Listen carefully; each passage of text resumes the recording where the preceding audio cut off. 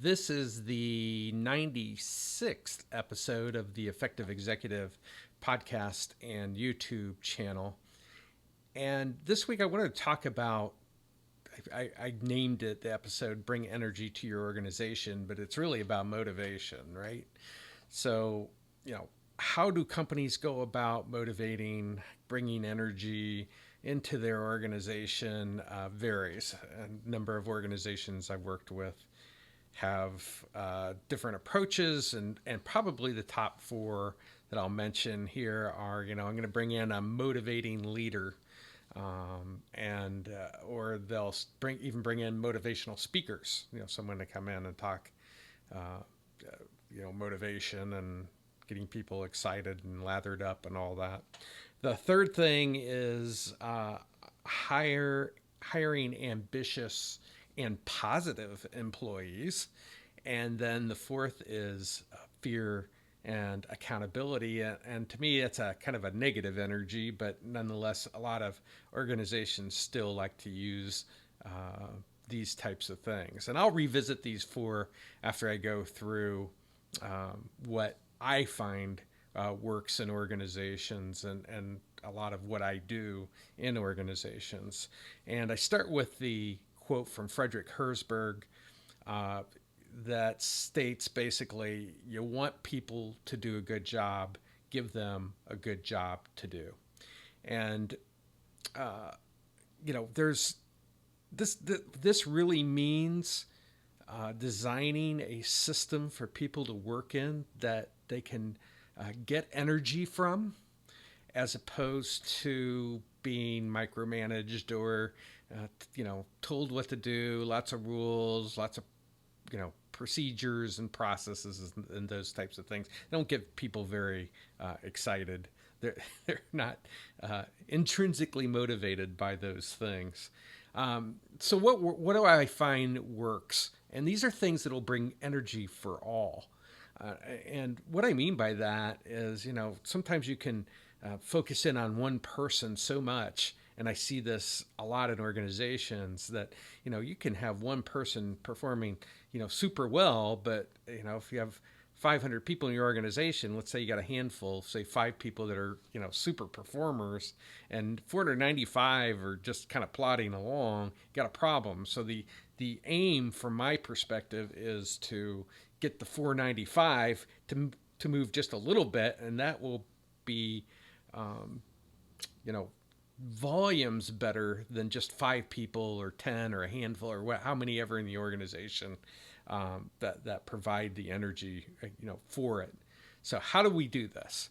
So the first thing is, in order to have a good system to work in, giving people a good job to do, you got to be clear on your purpose and aim in your organization. Now, I do a number of things when I work with organizations, but at the top of the list is getting clear on who the customer is, and what the purpose is really of the organization. Where are you trying to lead the organization to? And the greater clarity that you have on these things, the better it is.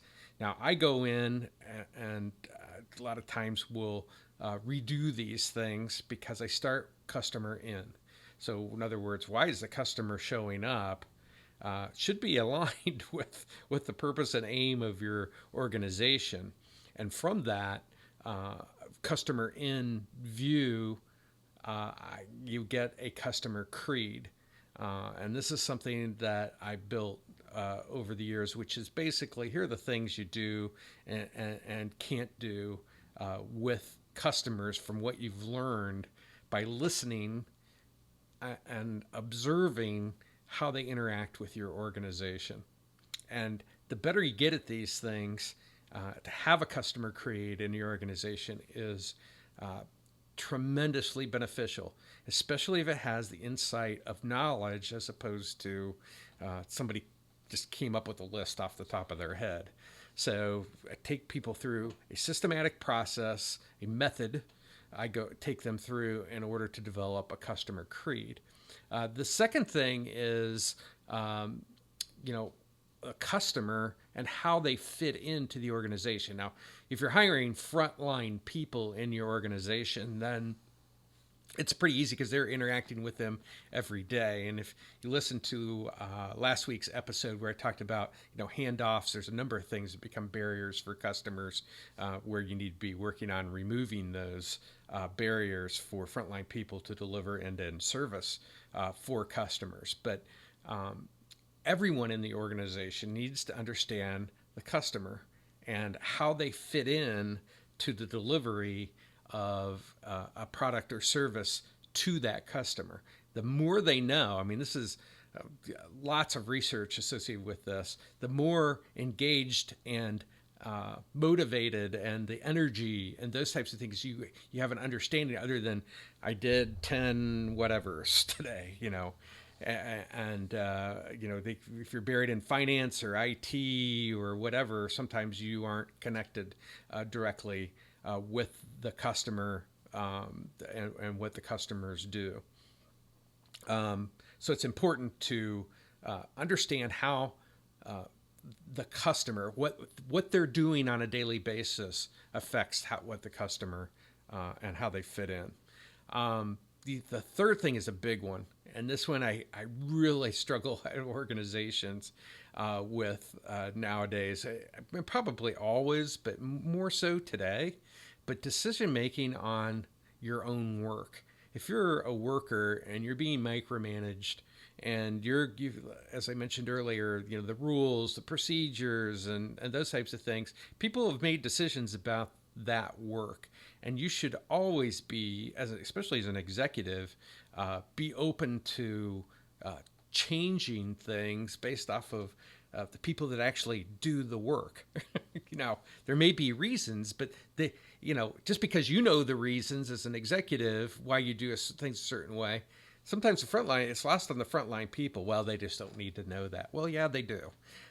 They need to understand why these things exist, and they need to be constantly challenging them and participating, not just participating, but making decisions about their own work. And the more you get employees that can do that, this brings so much energy into your organization. It becomes intrinsic motivation as opposed to some of these extrinsic things that we talk about. Use of customer measures versus outcome measures. In other words, if you are performing well on the right customer measures in your organization, then the outcomes will take care of themselves. And too often, this is forever been existent, especially with executives. They focus on the outcome. Well, we need revenues to go up 10% this month or quarter or year or whatever. And so, the question becomes, by what method will you do that? And so you need to have the right customer measures that you should gather as you develop your aim and the customer create and some of the things that I talked about earlier. The last thing is so important, especially now that I believe that we're headed into a severe recession, if not depression, and that is innovation. And you have to be proactive, and you've got to be getting ideas from people, and employees have ideas on things. And so often within organizations, they just shut them down. It doesn't matter if it's a dumb idea, a small idea, it'll never work here is never a good answer. Should be developing those and encouraging those types of ideas and have a method in place in order to proactively build an innovation pipeline of things where people know that their ideas will get parked, discussed, and something will happen associated with it. You don't have to blow up your whole system in order to try something new. You can do it on a very small scale and see how it works. I also find as part of this innovation process that, when a new employee comes into an organization, typically they have a lot of energy, and then the system beats them down over a period of time. They get tired of the same old processes and rules and micromanagement and all the things that go on. And so, then of course the management will say, well, we hired the wrong person because, They just aren't don't have energy. Well, they had it at the beginning. You killed them with the system that you designed, and so they're going to have questions whether they're going through training. I understand new employees got to learn. But you also have to listen. Their questions that they're asking are probably questions that your customers are asking. Why do you do that? Type of thing. And the more they understand, why the system's designed the way that it is, the more that they can participate in that decision-making process. So doing that early on and establishing that as part of your organization, to me, is a real key to developing an energy that developing an organization that has lots of energy. So let's go back through the 4 things up there. Bringing in a motivating leader, manager, executive type of thing. Does that help? Well, it depends. If they're just rah, that's one thing. But if they're doing some of the things I just talked about, designing a good system to work in with purpose, aim, understanding how the customer fits in, helping workers with decision making so that they can make decisions on their own, use of the customer measures, having an innovation. If you're that type of leader, then great, then that can be very motivating. But if it's just, the rah, or telling people, well, don't be negative, that's not motivating. The second thing is motivational speakers, very short term. It might be good in a football game, or a basketball halftime or something like that. And unfortunately, we're filled with a lot of leadership, trainers, if you will, that use this motivational speaking type of thing, and they come from the sports industry, and there's differences, folks. All I can say is there's differences. What worked over here doesn't necessarily work over there.